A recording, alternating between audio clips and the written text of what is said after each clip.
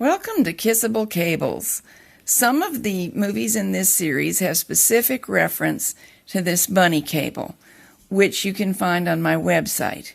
So we will talk about knitting a bobble for a tail, making 4x4 crosses, which are rather challenging, making 2x2 crosses, and in here, where you can't see it very well, is a pair of 2x2 crosses done to define the top of the head.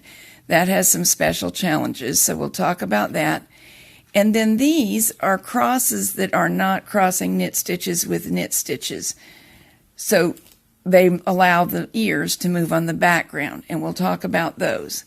Even if you have no interest in a bunny cable, you may want to watch these because they will help you so much with the general cabling techniques that you might like to use in any project. One of the features that makes the bunny tail look like a bunny is a little bobble knitted for the tail. So let's look at how we do that. We're going to start with the same 3 purl stitches that I'm using throughout this project to outline the cable and make it stand out. I slipped the first of them, so this is the third one. If you were in the middle of a pillow, you wouldn't be slipping that one. All right, we're going to knit 3. Remember, there are 8 total stitches involved in the cable. So we'll do normal knits on the first 3. And of those 8, these 2 are the center stitches.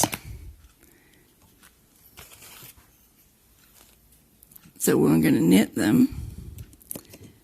But then we're going to go back and forth on these stitches. This will be easier if I do that rather than try a simple wrap. That's more or less a half hitch. You can knit back and forth as many rows as you want.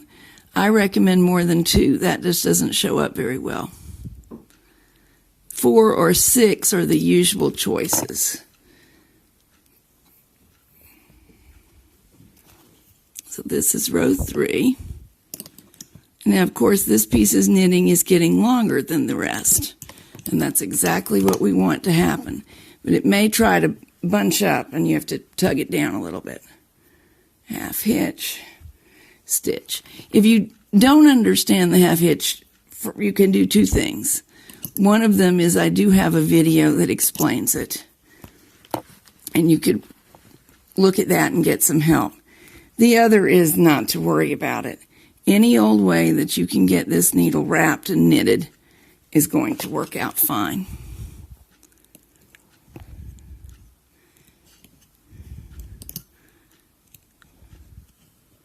And I think we have knitted 6 rows. Just for the sake of drama. I think I did 6 last time. Let's do 8.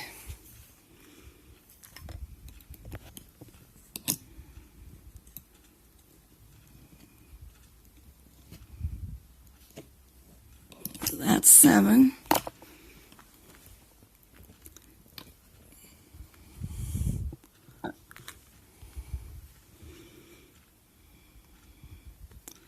And this one will be 8.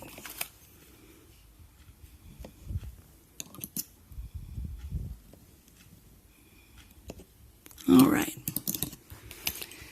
So we've got this little pocket of material down here. And you can actually see what looks like a bunny tail forming. But we want it to stay closed. So we need to go back down to the row we were working on when we started this, so it's in line with these other stitches.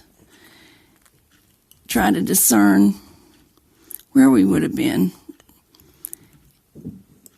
Pick up a strand of yarn and hang it, and pick up a strand of yarn and hang it. And this will keep the bunny tail closed. Next row we'll knit both of those loops off at one time. So now we have the 3 remaining knit stitches that belong to the bunny cable and the purl stitches that outline them.